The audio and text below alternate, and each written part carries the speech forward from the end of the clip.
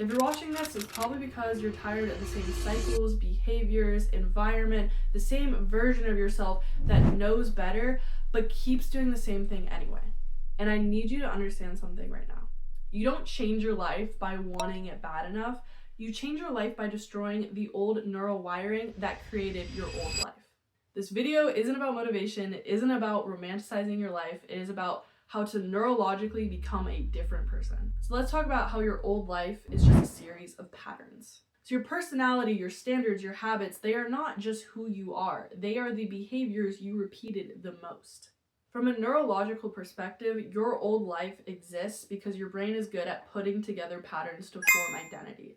It's the quote that you've probably heard, neurons that fire together, wire together. Every time you wake up and check your phone, when you scroll on Instagram, when you procrastinate, when you choose comfort over growth, you are supporting those neural networks in your brain. You are reinforcing the same loops within your mind. Your brain doesn't care about your dreams, it cares about familiarity and survival. Meaning it is hard to change because you keep reinforcing the same bad habits. So when people say, oh, I'm trying really hard to change right now, but it's not working, I don't know why, it's because your brain is picking the neural pathways that are the strongest, that it remembers the most. If you want to change your identity, your life, you have to start with your daily actions you are doing every single day. Because your behaviors are your identity. Now that we understand that, let's talk about your environment. You cannot become new in the same environment you are in as your old life. And this is the biggest part people ignore. Your environment controls up to 60 to 70% of your behavior. This isn't willpower, this isn't discipline, this is literally just as simple as your room, the town you live in, your friends, the people you surround yourself with, your environment. It could be who you talk to, your room, your playlist, the content you consume, all of it. When you're in the same space and have the same cues, you're gonna have the same behavior. It's automatic when you're in the same environment to fall back on the same behaviors you had because it kind of cues those behaviors because you're in that environment. This is why new year, new me always fails. If you really want a new life, you need new visual cues, you need new visual outputs, you need maybe new friends, new environment, all of it. And what if you're like, Caitlin, I can't move, like I'm stuck. There are plenty of ways to change your environment. This could be as simple as rearranging your room, getting new friends, cutting off your old friends, going to a new gym, deleting the apps you hate, spending less time with the people who reinforce the old you. And you're not being dramatic, this is strategic. Now that we understand how important our environment is, let's talk about how your dream self is not a vision board. Your dream self is not aesthetic, it is purely behavioral. So I really want you to ask yourself, what does your dream life look like?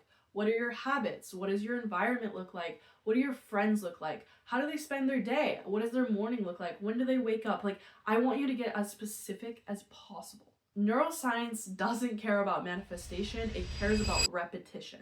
You don't become your dream self by imagining them, you become your dream self by action and behaving like them. You act like them until it feels natural, until it feels like automatic. Now that you've fully broken down what your dream self looks like, your dream life, I really want to reinforce the idea that habits are built by repetition and not dopamine. And this is where people get it wrong. Habits are not built on motivation, they are not built on dopamine, they are built by repetition and consistency. Doing the boring things every day, like reading or going to the gym or waking up early, that is the most important thing. You have to get comfortable with doing the boring things every day because that is how you truly become successful, and that rewires your identity faster than motivation or discipline ever will. Doing the boring things every day consistently will get you way more success than doing one really hard burst of energy once. Like, have you ever met any successful person who just did something once and it was a big hit, it was a success, became a millionaire because they did it once? No, it doesn't happen. They did the thing consistently for probably, most of them, over many years. It's never just a one and done kind of thing. This is why doing daily walks or small workouts is so much better and consistent than doing one really intense workout once during a week. You think you're gonna you think you're gonna grow and get your dream body by doing one workout a week? No, it's by doing small consistent things every single day. This is why studying every day for 30 minutes is so much better than cramming in one night. If you're waiting to feel ready, you're literally reinforcing your old neural networks. Now that we understand this, let's talk about how selective attention can shape your reality. Your brain deletes most reality, most memories. What you focus on gets strengthened, and what you don't gets weakened and lost. This is called selective attention. If you constantly consume drama, content that makes you anxious, narratives that say change is hard, your brain will prove that those stories are right. If you're constantly pessimistic, or you're constantly like, I can never achieve those things, or I'm not good at making videos, your brain is constantly going to reinforce that identity, even if it's not true, like at all. Even if you're Picasso, but you think, oh, I suck at this, you're never going to look at your artwork and think it's good, because in your brain you think, oh, I'm a bad artist. Even if it's not true, even if other people love your art, you're only focusing on the negative, because that is what your brain has been trained to do. If you want to build a new life, you have to be ruthless on what you let into your mind. Your attention is a training signal. And whatever you focus on, your brain is going to train, and that is going to become your identity.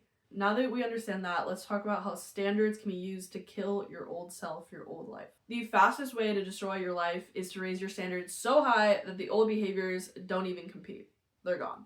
So this doesn't mean just saying, oh, I'm going to try to do better. This means I'm not going to skip workouts. I'm going to eat healthy. I'm going to read every day.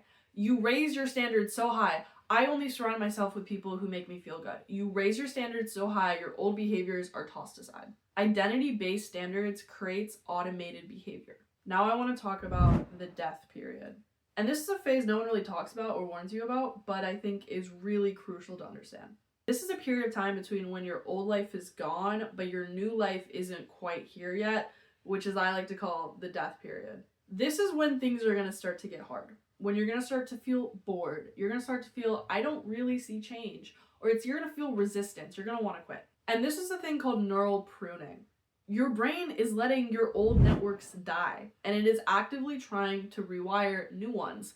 Although your brain doesn't want to let go of stuff. It doesn't want to let go of your old behaviors, your old easy pathways that are already figured out. It doesn't want to build a road that's already there and then make a new one, just biologically. So while it's building the new road, strengthening it, you're going to feel like nothing's really changing, and this is where most people give up. But if you stay, this is how you win, and this is how you get to the top of the mountain. You're not going to see immediate results. You have to get used to delayed gratification. A great example of this is working out. You're not going to see results for months on end, but if you keep consistently going to the gym, you will see results at the end. So, you don't need a new personality, you just need new repetitions. You don't need motivation, you need structure. You don't need to find yourself, you need to build yourself. And one day, you won't even recognize who you used to be. Thank you so much for watching. I hope this really helped. Please like, comment, and subscribe, and I'll see you guys in the next video.